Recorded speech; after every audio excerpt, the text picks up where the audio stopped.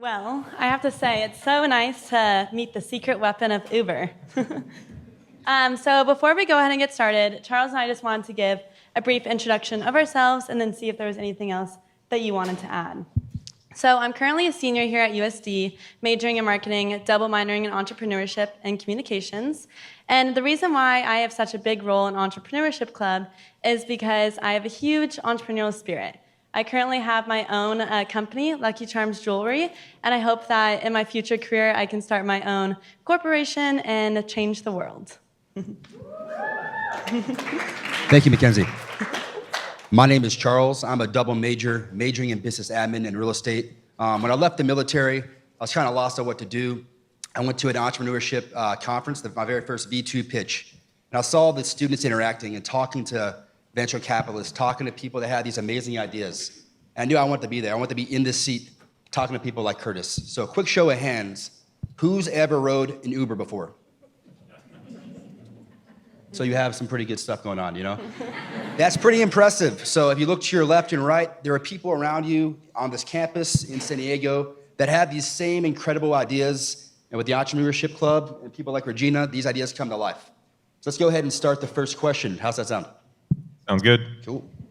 So we know that you just made yourself here from class. So what brought you back to USD? Interestingly enough, it was kind of a coincidence. I was leaving Uber, and Elisa, I think, is somewhere here in the audience from the School of Engineering.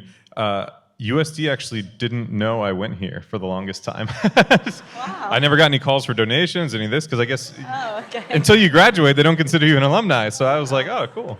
But she found me somehow, and so she started talking to me about how I could maybe help the university, with the computer science program and things like that. And I was like, you know what, maybe I should just go back and check it out again. So I came back here last spring. I actually finished all the CS classes. I was missing 2 GEs. I needed philosophy and religion, which, by the way, are much more interesting 15 years later.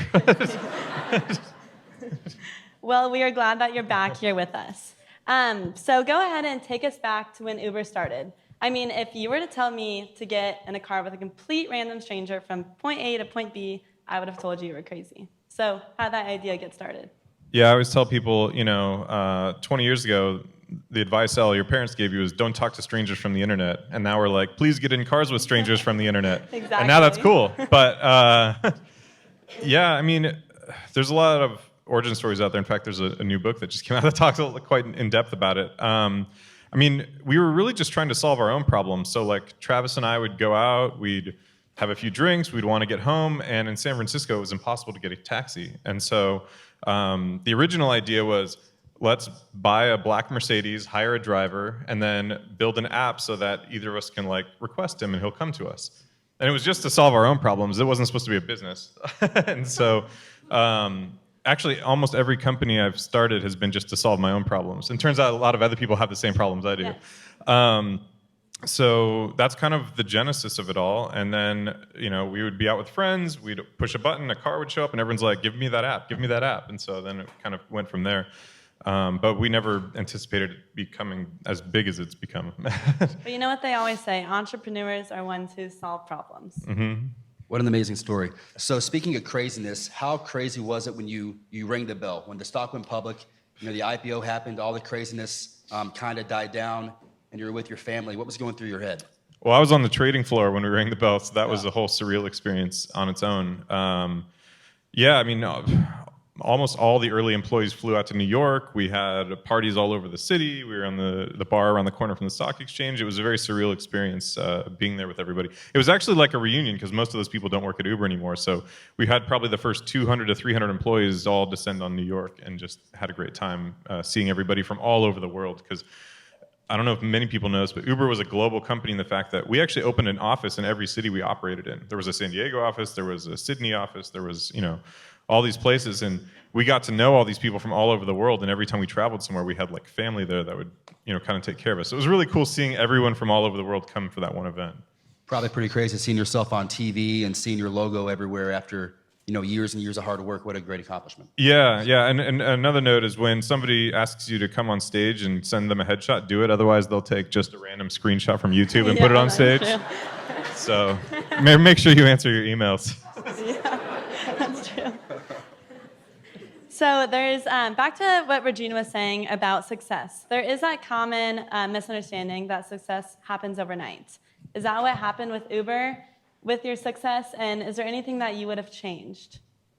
It didn't happen overnight. In fact, we probably about 6 months after we launched, we thought we were going out of business. Wow. Yeah. It was basically, we launched June 2010. In January 2011, right after New Year's Eve, we'd seen this explosive growth through October, all the way through December. New Year's Eve was the biggest night ever. And all of a sudden, the first 3 weeks of January, the business went away by like 50%. Like it was gone. And nobody was requesting cars. We thought there was problems with the system. We don't know, we're trying to pitch our Series A, and we're like, don't show them the numbers from the last 2 weeks. Show everything before that. And we were like, maybe this is the end. I don't know. And it turns out it was just a seasonality pattern. It gets colder. Nobody wants to go outside. Everyone makes New Year's resolutions of, I want to spend less money and drink less, which powers a lot of Uber. Makes sense. Strong correlation. So yeah, it wasn't an overnight success, and if you read all the news now, people are still like, is Uber going to survive? But I'm pretty sure it will. Very nice. So speaking of success, there's a lot of failures when it comes to starting a small company and then launching it in the public eye. What were some of the words the naysayers said, or how'd you overcome some of the initial responses when people said, hey, that's crazy. No one's going to want to get in a car and travel from point A to point B. What was your response? We just tried it, right? Like it was working in San Francisco. I actually was a naysayer in terms of it working in a place like San Diego or LA. I was like, nobody's going to use this in LA. Everyone drives. There's so many cars and parking everywhere. And then LA turned out to be our fastest growing city in America. And we were like, well, then we must be onto something. This isn't just a taxi company. This is actually potentially going to replace car ownership because people really just don't want to drive. Right. And when you think about it, like us driving these like 3,000-pound machines with barely any training, like it's kind of barbaric that we even drive cars to begin with. Like I'm sure the computers can probably do it much better than us. But we had internal naysayers like myself. And similarly, when we went from just being a limousine service to UberX, which was strangers driving you around in cars. I don't know if anyone knows this. Uber was originally a limousine company, and it wasn't strangers. It was actually licensed professional drivers with insurance, et cetera. But yeah, making that leap, I remember even having the discussion with Travis, do we want to be the Apple of transportation or the Walmart of transportation? And it turns out the Walmart one makes a lot more money. Yeah. I think you definitely hit an amazing market. And, here at university, we think, business for good. So we're going to kind of, dive deeper into a little bit of the USD philosophies. Mm-hmm. So Sounds good. What are your next thoughts for the next 5 years? Or do you have any concerns about the future of technology? I do. I think technology has a tendency to concentrate wealth and power and these sorts of things. There's a lot happening right now in terms of Amazon eating the world and everything else doing that. And so they're opening up stores now. Yeah. So I think there needs to be some checks and balances there to kind of make sure that it doesn't become this massive monopoly. And I know it doesn't fit the traditional definition of monopoly and that they're shutting out competitors, but they're also just going into every single vertical. So there's some worrisome signs there. Many will argue tech ruined San Francisco. I'm probably one of those people too. But yeah, there's some issues there, and there needs to be some political responses to it. So besides your success with Uber, besides penetrating STEM markets, what is your definition of success? I think just changing the world for the better. When we, obviously solving our own problem of getting home on Friday night, once we actually started having success and had to think well, what do we actually want to achieve here? That wasn't what we were first set out to do. We started having these visions of well, what if we could, fill all the seats of the car instead of just one seat? What if it's all electric cars? What if, you can get people there faster and it's cheaper and it's cleaner and all these things? We were kind of had this mission to make transportation better and also be better for the world. It's taking a lot longer to get there because self-driving cars are taking much longer than anyone thought. Electric car adoption is slower than I think most people would hope. But it's slowly getting there, but there are some cities that are more densely populated that also need those other options like mass transit and trains.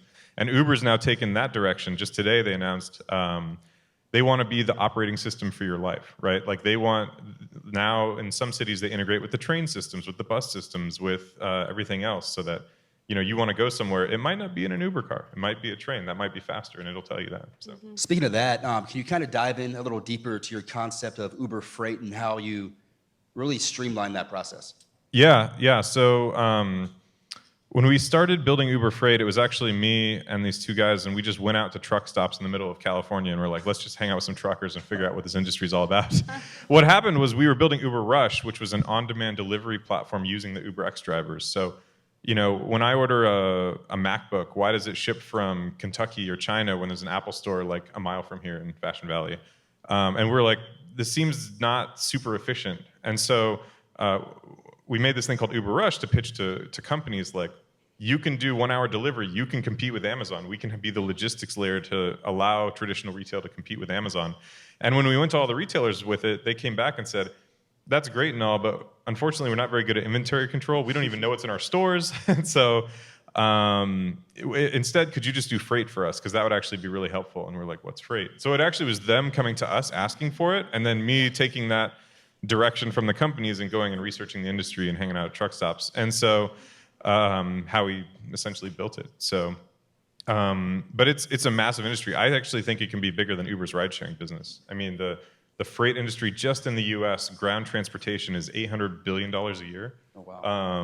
And I was like, if you just take a 10% slice of that, it's already making more money than ride sharing, right? So, yeah, it's huge. And that doesn't include all the freight over water, freight over air, international. That's just the U.S. and just on trucks. So that was your baby, huh? Uber Freight. Well, Uber Eats and Uber Freight. I started all three of them, so they're all my babies. Wow. That's pretty incredible. Very cool. So we have a lot of students here in the audience, and I'm just curious, how did you know when you had that right idea?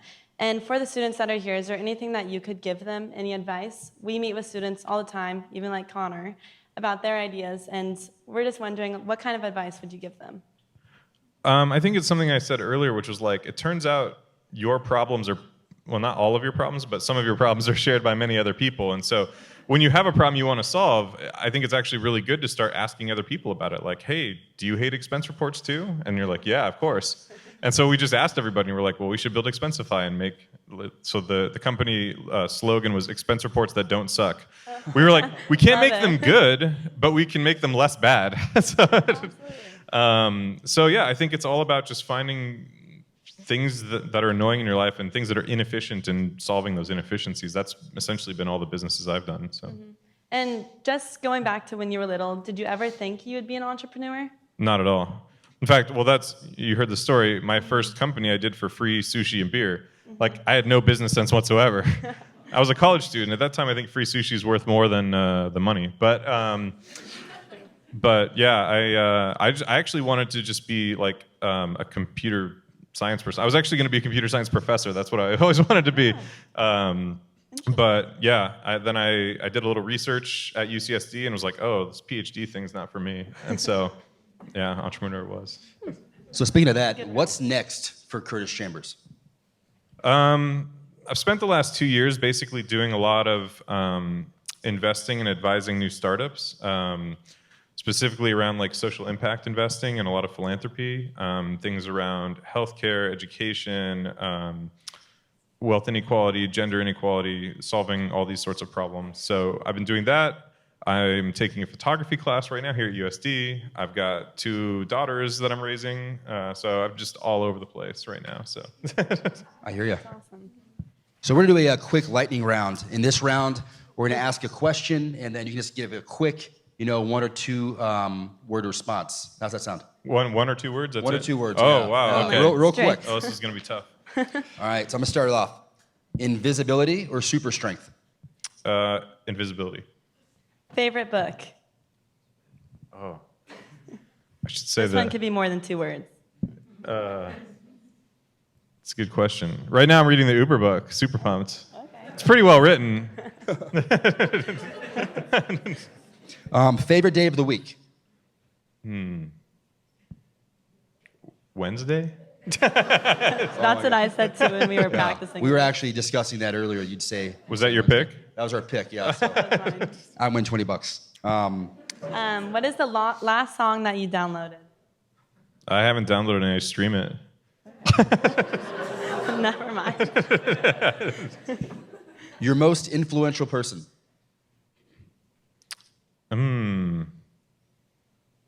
Probably Travis, our first CEO of Uber. Uber was the third company we built together, and so he taught me all the business and how to, do things. I was just a pure engineer before that, and so he kind of taught me the entrepreneurship piece as well. What is your favorite holiday? Halloween? There you go. Coming up soon. Harley or Ducati? Ducati. I have two of them. Yeah. Favorite podcast? How It's Built, I think is what it's called. Oh, I or love How I that Built This? podcast, Yeah, there. With Guy Raz. Yeah. Very good. What is one item you can't leave home without? Cell phone? All of us. Do you eat pizza with ranch? No. Maybe when I was a kid. Well, on that note, if you do like pizza with ranch in the audience, at our next meeting for Entrepreneurship Club, we'll be having that. And make sure you take an Uber. Yes. So this is our conclusion to our fireside chat. We're going to now pass the microphone to some audience members and have the audience engage with Curtis himself. So, If you have any questions, just go ahead and raise your hands, and Delaney and Andrew will come to you.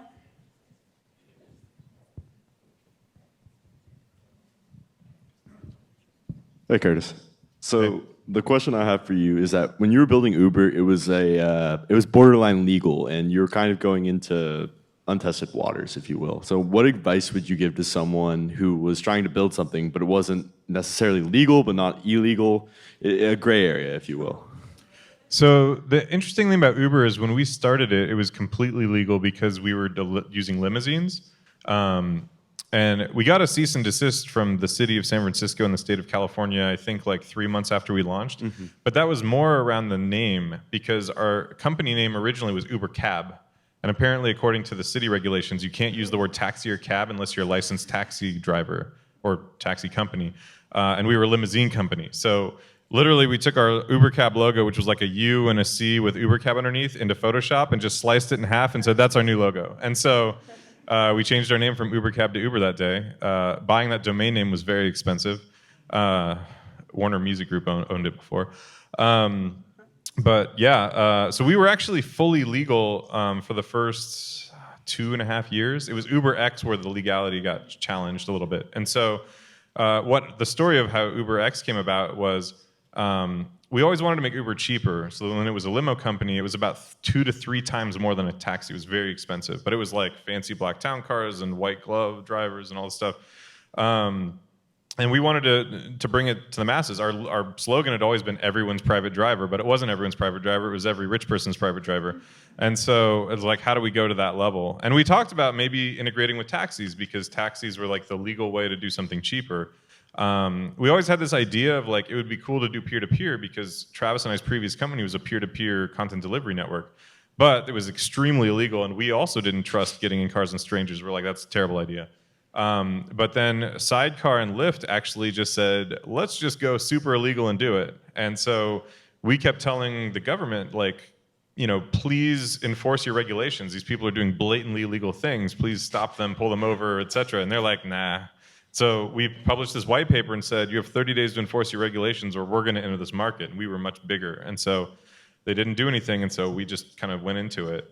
But we outlined all of our ethical reasons behind it and kind of told them this and worked with the government to try and set up if we do this, we should have this 21-point inspection of the car and these sorts of things. Like there should be regulations for safety, not like taxi regulations, which were actually economic regulations. So anyway, it was something where we didn't trailblaze into that because we knew it was illegal and we didn't want to do anything illegal. We had enough problems. But we kind of got pulled into that a little bit from the competitors doing the illegal stuff. And then it gets into this weird philosophical debate. Like, if something is illegal by law but not enforced, is it still illegal? Or is it like, I don't know the answer to that. But Yeah, it's a strange question. Thank you so much. Hi, I'm over here. My name is Dominic Cruz. I had a question. Before Uber became super successful, was there ever a time that you wanted to quit? And what were those obstacles that you had to overcome? I don't think I wanted to quit, but I definitely worked too much. To the point of one time, I think I was coding so long that I like passed out, and I remember Austin, she had to like take me to the emergency room, and I was completely dehydrated because I was just working too hard and not taking care of myself and these other things. And so I didn't want to quit because it was fun and exciting and everything like that. But also I think should have probably taken better care of myself. So yeah, I can't think of any time I wanted to quit until the company became a big company, and then I did quit. It went from 7 of us to 25,000 employees, and I literally didn't know anybody anymore. Like, I'd go to lunch by myself and be like, who are all these people? And that was when I was like, it's time to quit.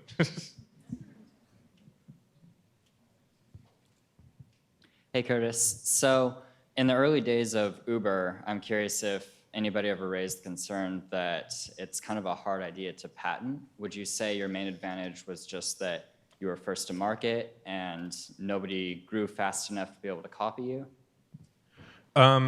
So I think it's somewhat of a common misconception that Uber was first to market. There was actually 2 other car hailing apps before us, Taxi Magic and Cabulous, and they'd been around for probably 2 years before us. The problem, though, is it didn't work. You would say, I want a cab, and then you wait 45 minutes and nobody would show up, and then you're like, I'm never using this app again, and then that was it. Which is why we created it with limousines, because according to the regulations, taxis can pick up random people on the street. So if they get a dispatch saying, go pick up this person, and while they're driving there, somebody's waving their hand in the air, like, you think, put yourself in the driver's shoes. Do I want to make money right now or 10 minutes from now? And so they just would never show up, and there was no reliability. Limousine drivers, on the other hand, can't pick people up on the side of the street. It's illegal, and so that was sort of why we built it around limousines, because they actually had an incentive to pick up the person, unlike taxi drivers. But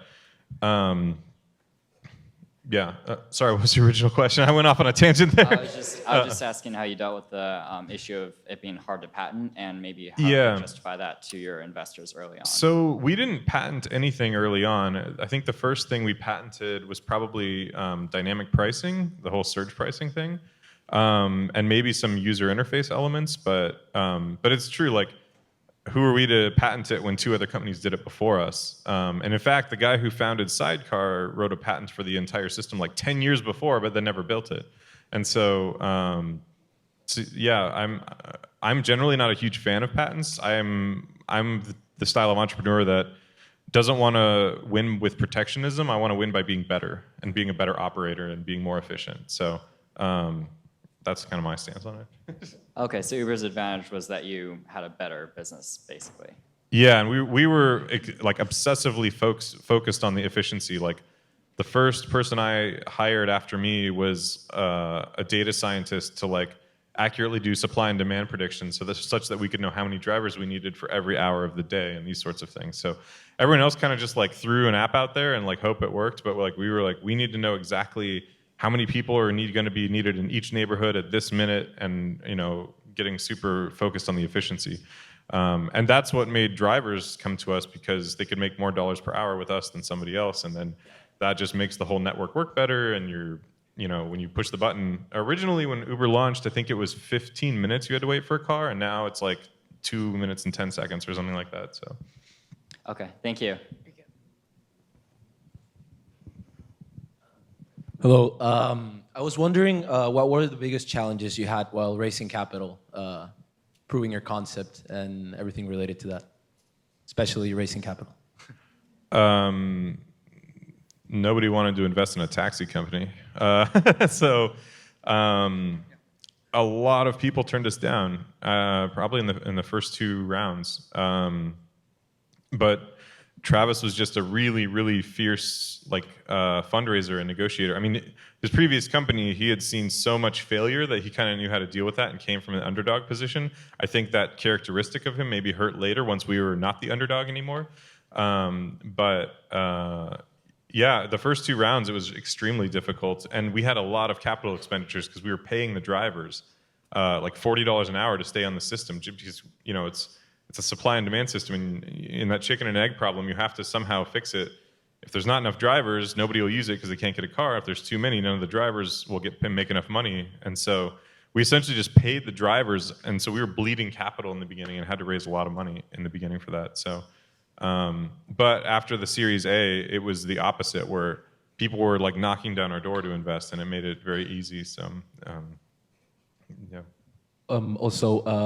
What kind of things do you look for now that you're like on the other side, that you're funding some ventures? Like, what do I look for in a company I'm investing in? To be honest, it's the people. The idea is like a pretty good thing too, but I'm also of that mindset of you invest in founders, not the idea. Like, obviously, if it's a great idea and a great founder, it's like, take all my money. But, you know, I've seen so many good founders, you know, start something, doesn't work out, pivot, and then be totally successful. In fact, if you look at most of the super successful tech companies today, Facebook, Twitter, et cetera, like, what they're doing now is not what they originally built. You know, Facebook was like a dating site. I guess now they just came back to dating. And Twitter was like a feature of Odeo. It wasn't even a full company. It was like this tiny little piece of it. And so, yeah, I think good founders are able to kind of just make those adjustments and course corrections as they go on. Thank you. Over here. Hey, Curtis. Yeah, exactly. What was one of the biggest challenges or fuck-ups Uber faced in the founding process or founding stage? I think your second word was probably the right one. Yeah. Like engineering ones is ones that I have a million stories about. Like some I probably shouldn't talk about. What's What's that? Maybe like one of the major like fuck-ups you faced yourself there, or Uber as a company. I mean, everyone noticed in a company. I'm trying to think of the ones that I should probably tell. There's so many. I mean, we had so many crazy things because we were moving so fast and loose and running on no sleep. Like, I remember one of our engineers once, he was listening to this like System of a Down song and wanted to send the Spotify link to a friend, and he accidentally copied and pasted it into the code and deployed the code and brought the entire system down for like 2 hours. Because we were like, what just happened? And so there was another one where I was in New York and some memory leak kept happening, and we had to stay up all night from like midnight to 7 a.m. Trying to figure it out. And we were like, let's just shut down Uber. Let's just turn it off. Like, at this point, we can't figure it out. So there was a lot of bad stuff in the early days from a engineering and reliability perspective. The good thing is nobody was using it, so nobody knew. In fact, I think one time we pushed out some code, and at 5 a.m. I got awakened by these alerts because something was happening really strangely in the system, and we accidentally sent 500,000 text messages to somebody's phone.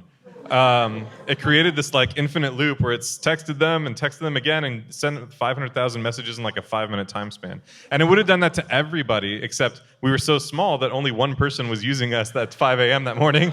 So I was able to turn it off before anybody else's phone got bricked.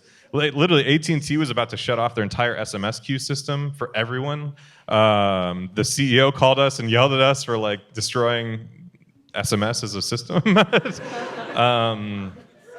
Yeah, there's some really rough stuff in there. The funny thing was, it wasn't even our bug. It was a bug of our SMS provider, and that was the worst part. Hey, Curtis, over here. How's it going?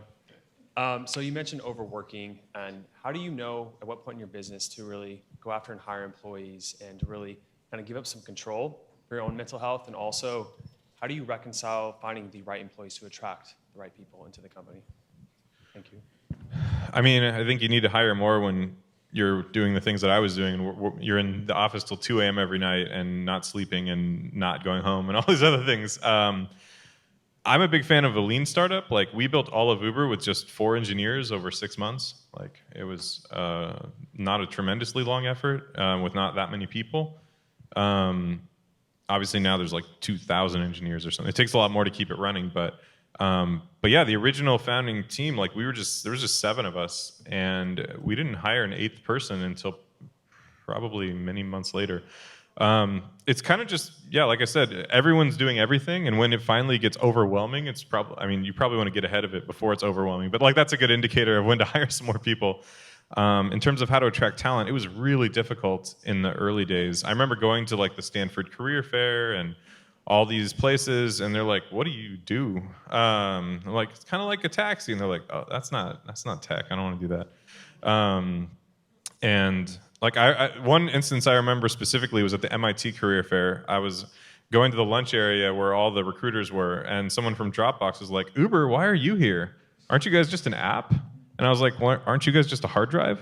Like, I mean, there's so much complexity underlying all these systems that people don't quite realize that. And I think, yeah, so it was extremely tough. And so in the early engineering days, all of our first engineers, in fact, we had almost no computer science majors. It was just people super passionate about transportation and super passionate about what we were building. And they may not have been the best engineers, but they were just so set on achieving this mission that you know, they put in the extra effort and became the best engineers. And yeah, like I'm trying to think, our first data scientists were like a neuroscientist, a nuclear physicist. There's like nothing in this. We even almost hired a meteorologist because rain would triple our demands. We're like, we need to know exactly when it's going to rain. I mean, we didn't have a data scientist like tracking Beyonce because Beyonce concerts like, you know, 10x's demand right when the concert gets out. And so, yeah, so yeah, I think for us it was about finding non-traditional engineers that were generalists, that were passionate, and that's really what led to our success. I have a quick question. So with that original team that you had of like 7 people, when did you guys all like quit your like past jobs and you were all like, let's go for this? This is it. I mean, that was all, those 7 were all working full time. So Uber has kind of a weird origin story in that Travis and Garrett kind of incubated the idea themselves and hired these contractors in Mexico and Amsterdam to build a prototype. So the dispatch system was built in Mexico by Garrett's former roommates from college, and then the app was built by these guys in Amsterdam, which we later acquired and brought them into the company like 6 years later. And so there was this prototype for like us to just share a car, and then it's like, oh, it needs to be a business. That's when it's like, let's raise a seed round, hire people, and then do all of that. So. Very interesting. Hey, Curtis, Zach Paul. What do you know now that you wish you'd known back when you were getting started that would have saved you a lot of heartache, time, or money? So like I said, I'm an engineer. I had no business sense because I work for free sushi. And I kind of wish I had more of an appreciation for the business side back then. My first company that was the point of sale system for Harney Sushi down in Old Town, it was a great system. I built it with them. They were like, you know, there's restaurants all over San Diego asking me to buy this, and I was like, it's not for sale. It's just I built it for Dustin. Like, I don't know. Do you guys all want to give me free food? Like, I had no idea what I was doing. And then a later appreciation for things like networking and entrepreneurship. Like, I just knew nothing about any of that. So I kind of wish I did, because I sold that company to these guys that ran it into the ground. There was another startup I worked on that I didn't take any equity in, and I wish I had known more about equity. So I think, to me, it would have been knowing the business side, because I had the engineering side down cold, but the business side, I was like, I have no idea. Maybe we'll have one more question, then we'll go ahead and wrap up this section and move on to the panelists. Let's go, operator. We can have 2 questions. Hi, right here. Hi, Curtis. So my question is, what is your advice to someone who wants to start a new innovative app but knows nothing about engineering or tech in like that smart way? I think it depends on what you're building exactly. Like, if it's something that is very technical or requires a very interactive app, you probably want to find a technical co-founder or something like that. But if it's something that is like more of an operations business that just needs a mobile presence, then you can potentially just find a contractor to, build an app for you and do some updates and things like that. I think it depends on how core the tech is to your business. With Uber, like I said, we wanted to have data scientists doing supply and demand prediction engines. We wanted to, I don't know if you've seen the original Uber app, but it was super ugly. We wanted to like rebuild it so the cars would animate and you could see them coming towards you. We wanted to do all these very fancy things that were very fancy from a technical perspective, so we needed a really large engineering team. But I've advised other companies that are, doing something more like in the mental health space, and tech isn't really their core competency, and I'm like, just outsource it and focus on what your core business is. So. Thank you. I have a different line of question. So, as an investor, corporate governance is pretty important for us. What's your opinion on dual class stock shares? Because we've seen issues with Uber, WeWork, Facebook. Yeah. From your position, what do you think? I think it depends on, how much you idolize your founder and trust them, right? We've seen a lot of the implosion of this recently with Uber and WeWork and these other ones. And then you see Facebook now under fire, and these sorts of things, and the board can't do anything about it. I'm a big fan of the founder having control in the early stages. I have seen it go wrong so many times in the late stages. But then you have companies like Google that still have that, and they're still doing great. But that's because Larry and Sergey are more into the long game. And so, I don't know. I have kind of mixed feelings on that. Like I said, I'm very founder friendly. I love founders that are really good and can do those sorts of things. And I'm not an activist investor. Like I don't want to go in there and tell them how to do their business. Like I'm more just a passive person. But it's a good question. I think it can go either way, and I think it probably depends on the company and the founder. Well, thank you very much, Curtis. It was so nice being able to ask you so many questions and learning about Uber and all of your endeavors. Yes, and Hope, you're on the panel and you're asking questions. Yeah. You're on the next portion of it, so thank you so much. This concludes the first part, is a fireside chat, so thank you so much, Curtis and Charles and Mackenzie.